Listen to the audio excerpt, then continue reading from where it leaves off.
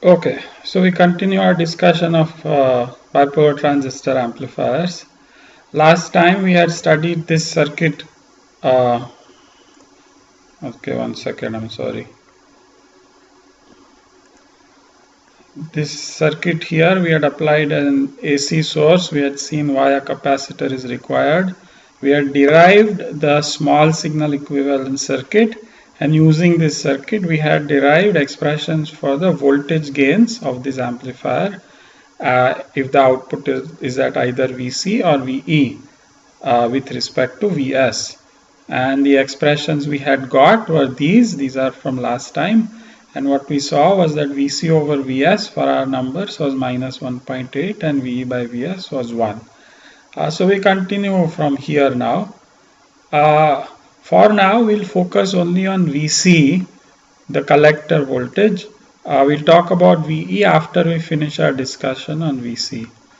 Now, our hope all along when we designed this circuit right from the DC and the AC using a bipolar transistor was that we'll apply a small signal at the input of this amplifier, and this small signal will cause a small AC base current, and that will cause a large AC collector current because IC is beta IB, and if IC is large then VC will be large, the small AC collector voltage, not the DC. So this is on top of the DC. This is what our hope was, but we didn't get it. We just got a gain of 1.8.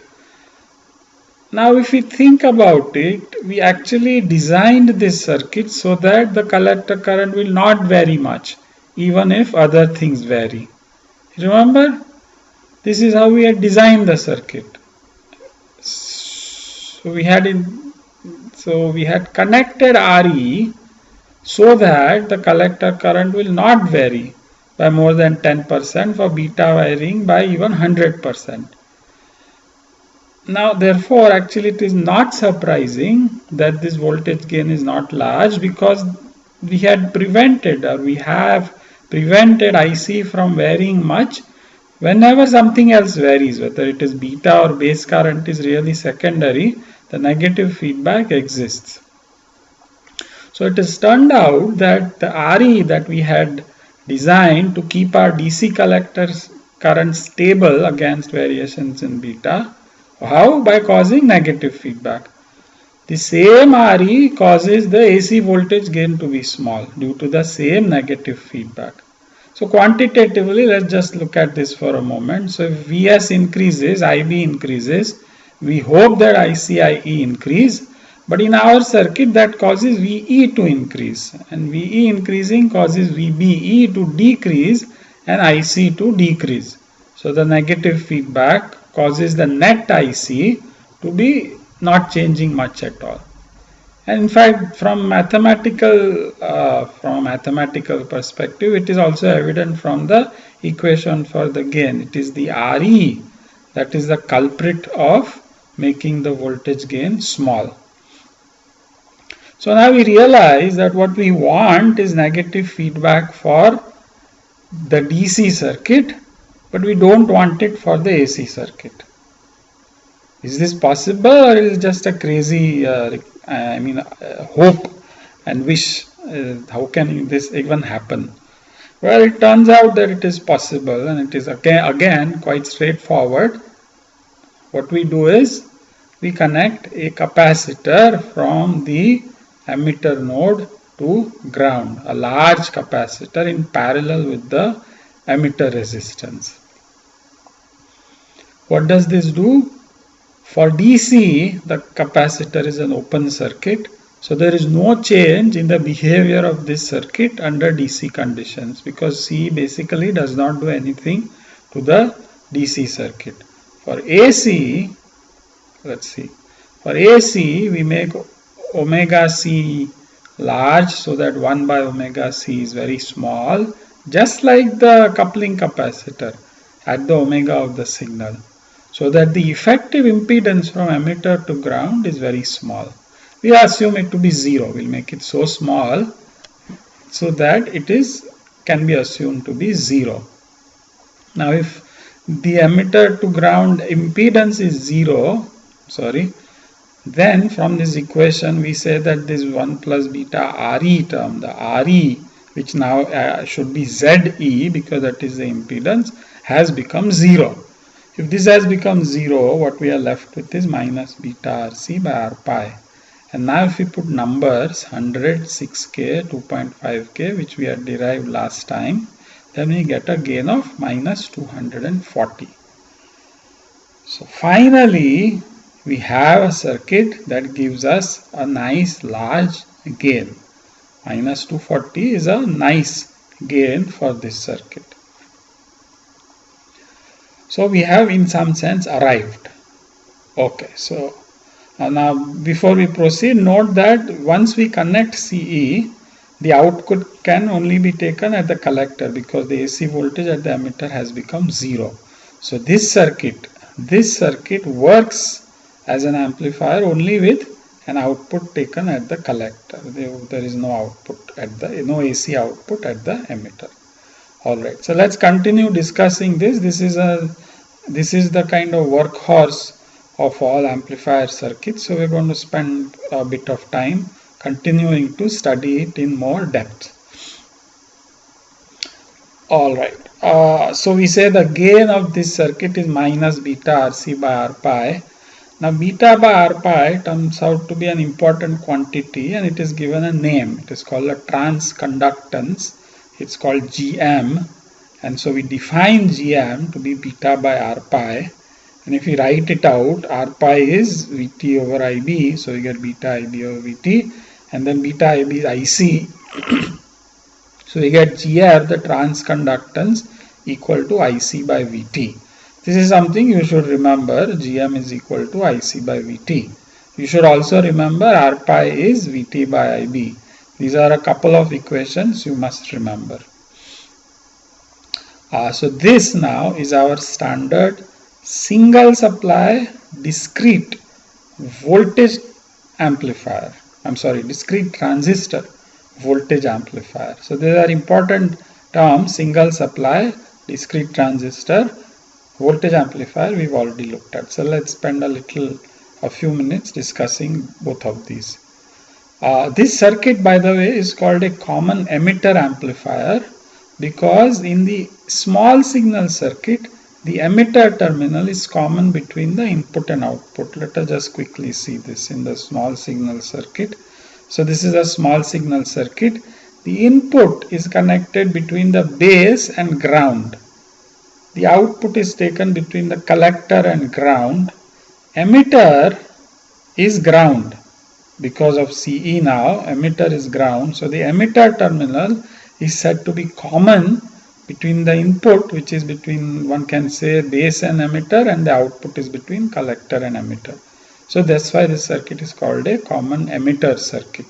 So you can now visualize a circuit that would be called a common base circuit and a common collector circuit, which we will come to later on.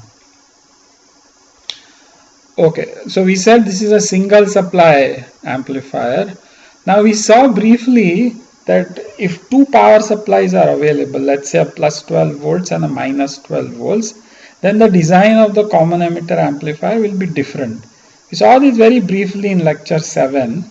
We'll not go into more depth about that now, maybe later. The design is also easier as we saw at that time. For now, we'll continue to use the single supply circuit because a simple single supply circuit is a slightly more complex circuit. So it will illustrate methods and principles that are more general. The same principles can be applied to a dual supply circuit also.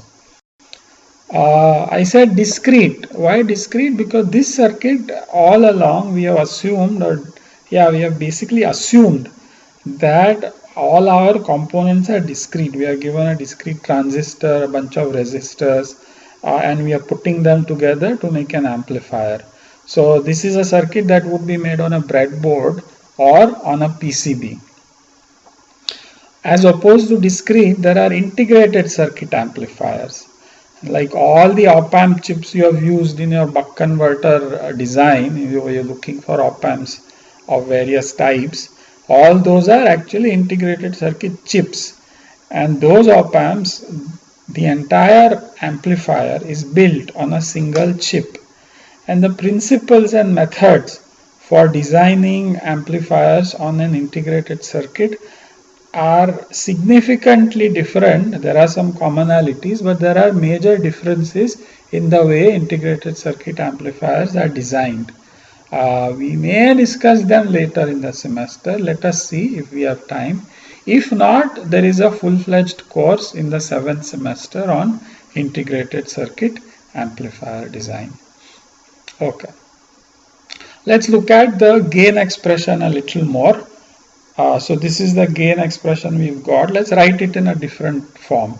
So beta bar pi is GM, GM is RC or IC over VT.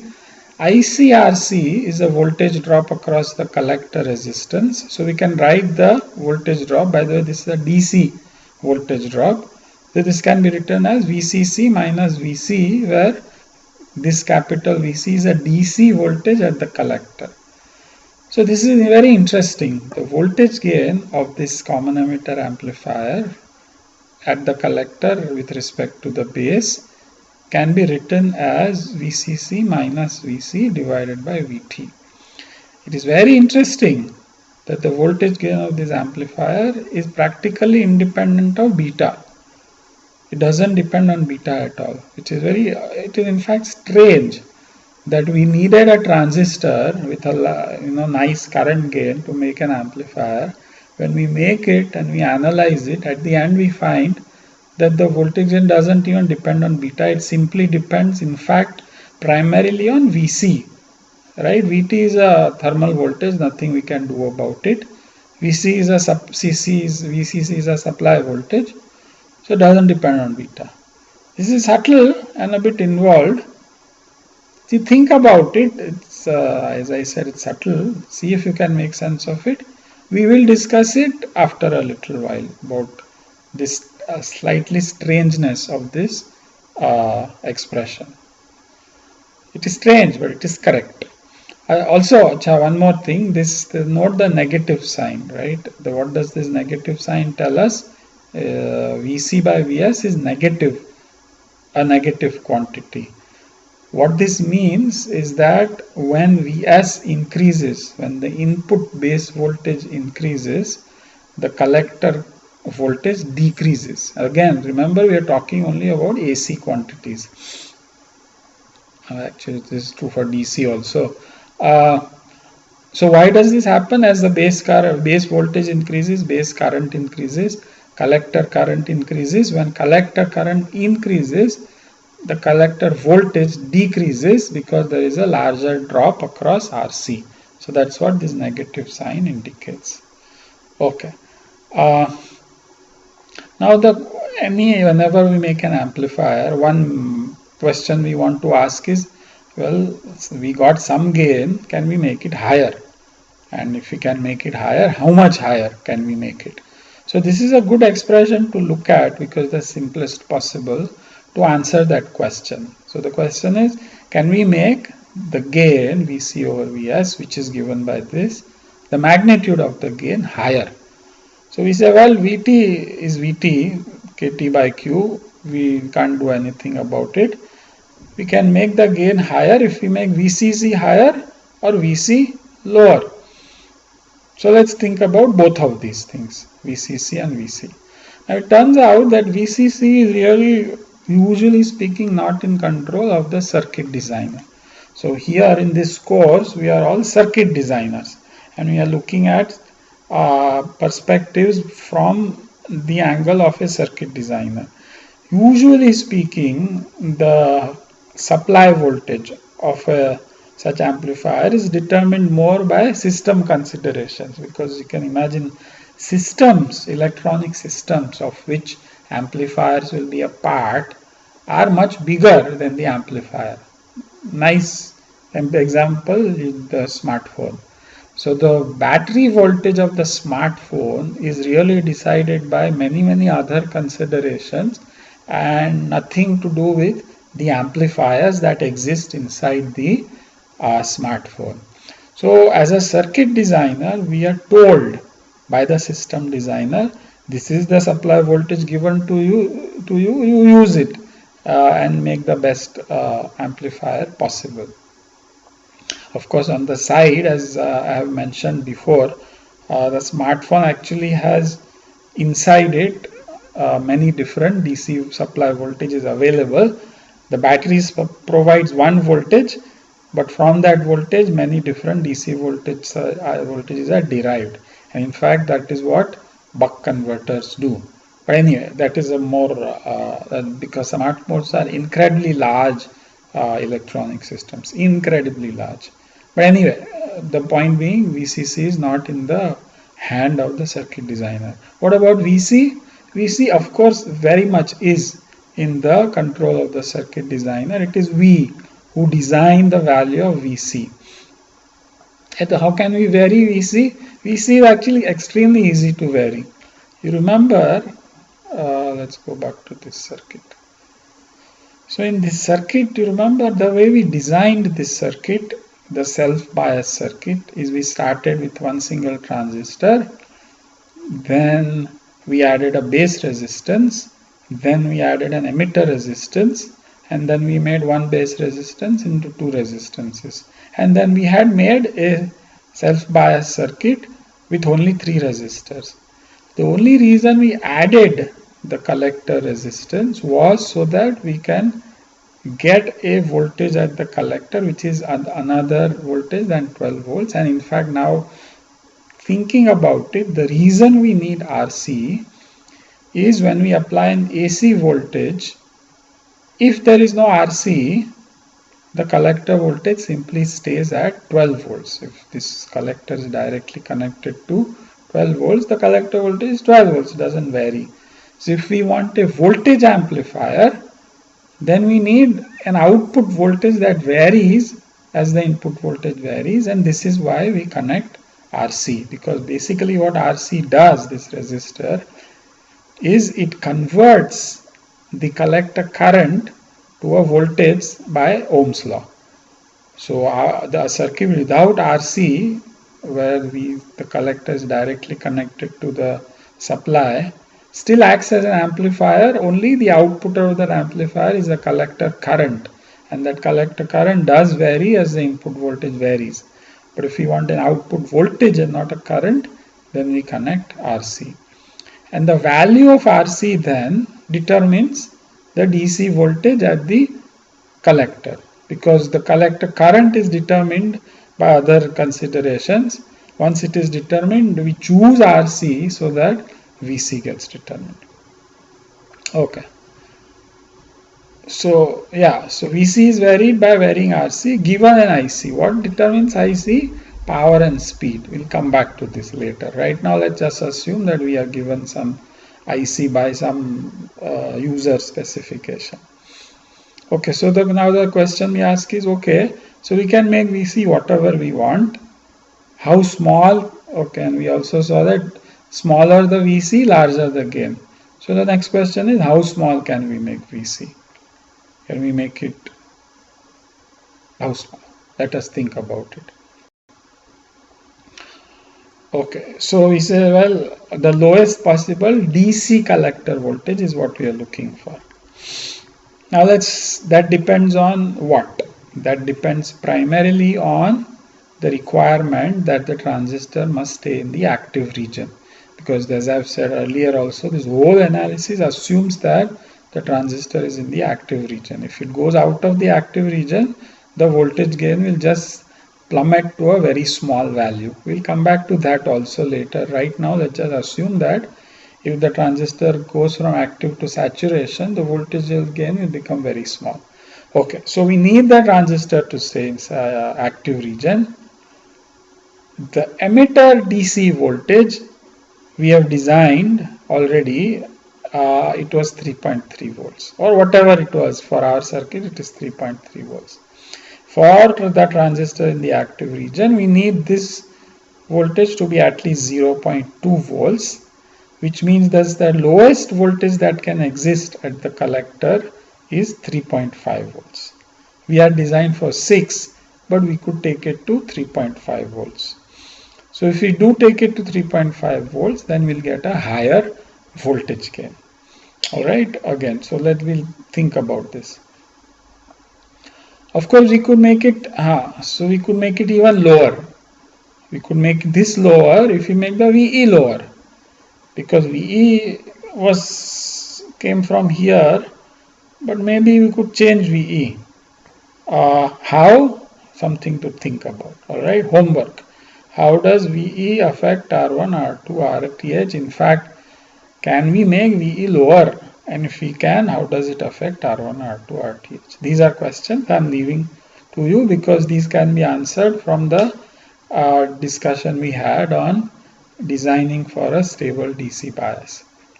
Okay, let's continue with this VC min business. For now, we'll assume that VE is 3.3 volts.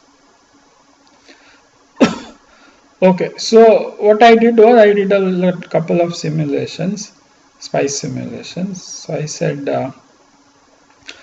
I did it for two different values of RCs with 6K and then a higher value of RC so that VC was lower. So let's say it is 6K and let us apply a small AC signal which is 8 millivolts amplitude, and we saw that the gain is minus 240 for RC equal to 6K. And so the total collector voltage is the DC and the AC. So 6 minus, so this should be minus, VC should be minus 1.92 cos omega t. So this will become 6 minus 1.92 cos omega t.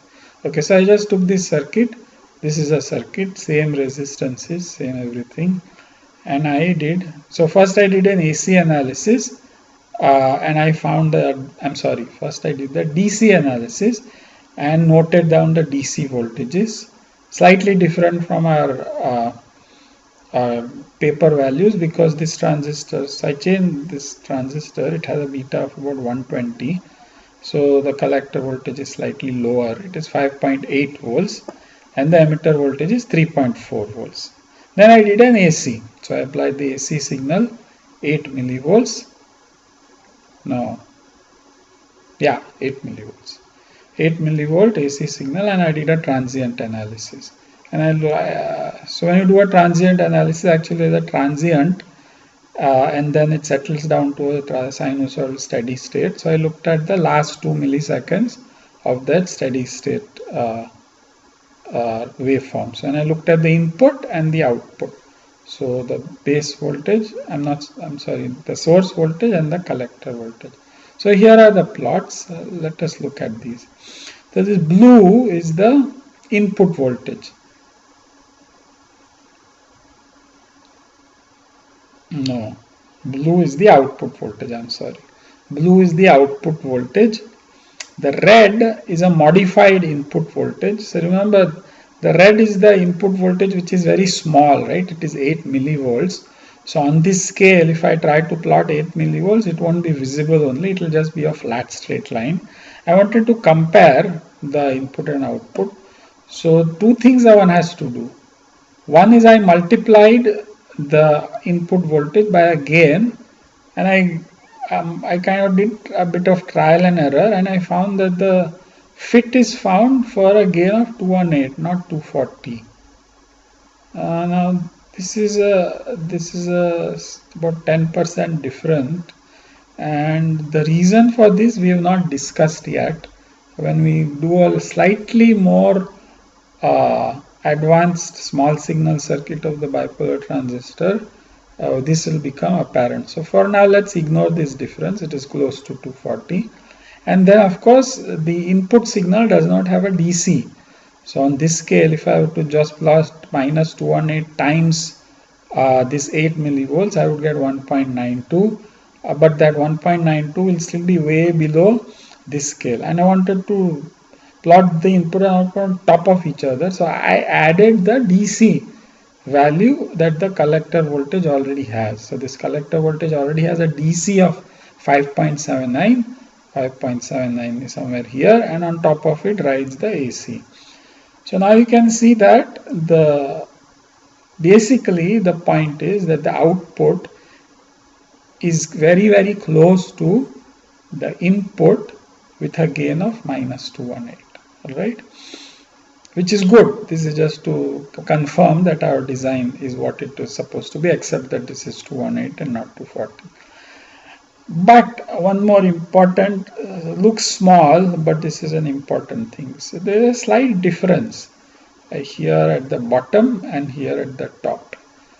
The red is the input, so this is actually a perfect sine wave, because we have applied a perfect sine wave, and this is a DC and a multiplying factor, so this red is still a perfect sine wave.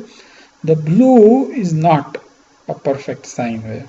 It is slightly one might say compressed at the top and slightly elongated at the bottom.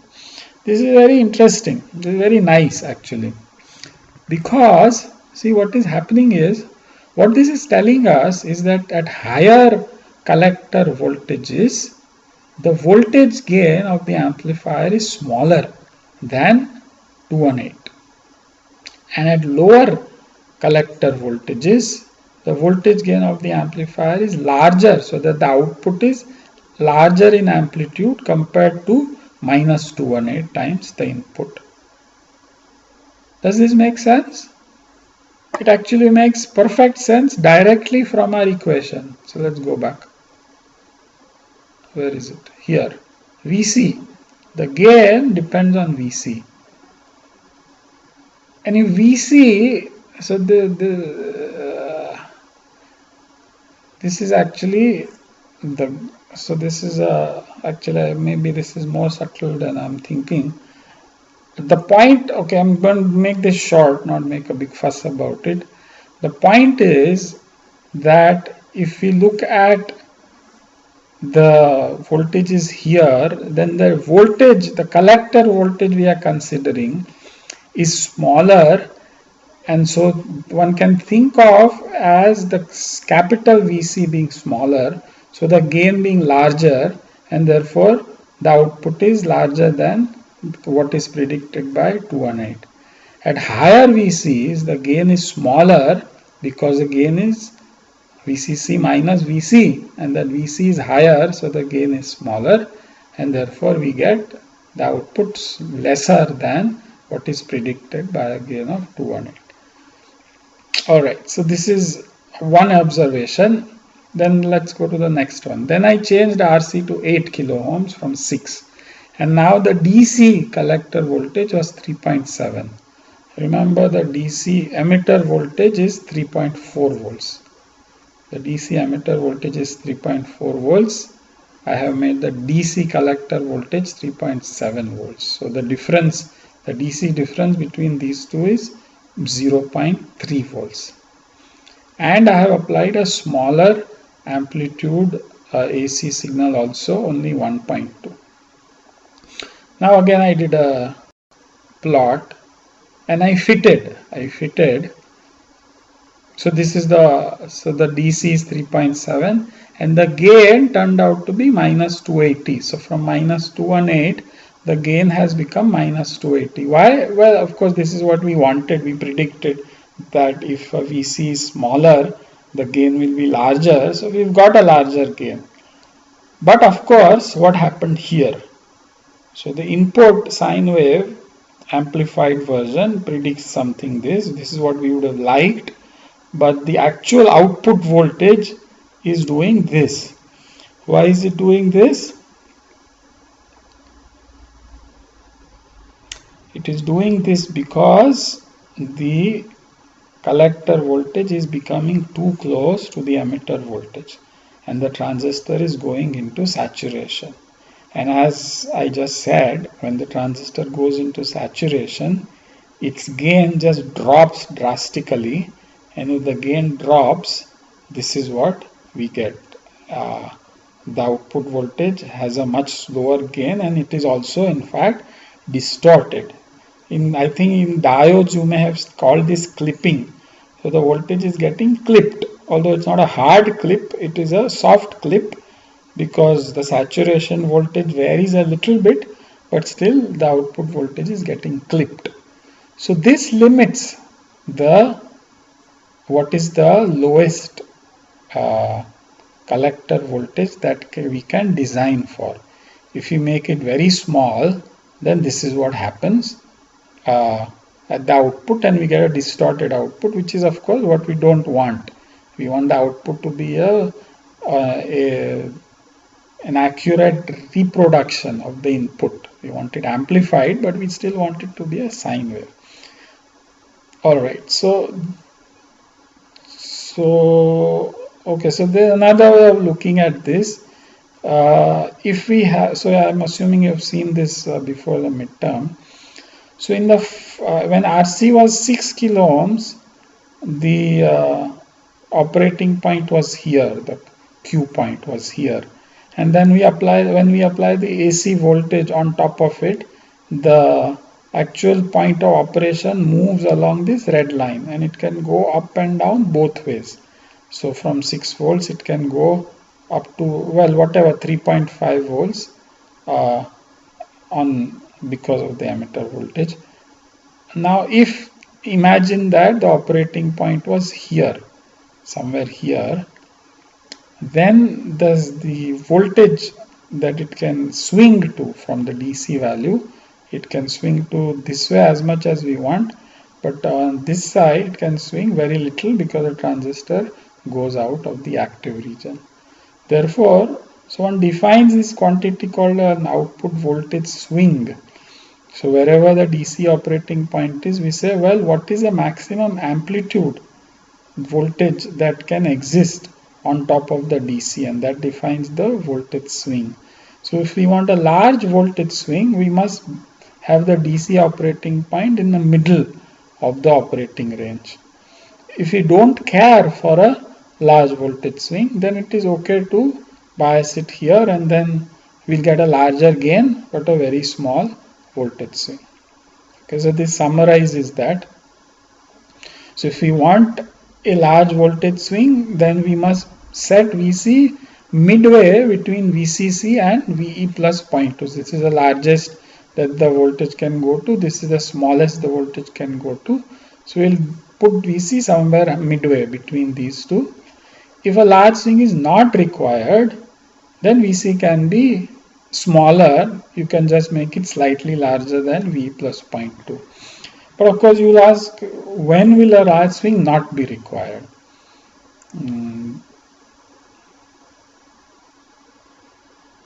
I'm not sure if I was going to answer that question or not. Okay, right now I will not answer. You think about it. Is there a possible scenario where we really don't care for a large voltage swing at the output of this amplifier? Think about it. Okay, so next lecture we'll take this discussion further, and we'll ask two questions. What happens to the gain of this common emitter amplifier if the signal source is not ideal? Remember, until now we assume that the signal source has been ideal. And then the next question we'll ask is, what happens when we connect a load at the output of the amplifier? Alright, so that's next time. For today, this is it.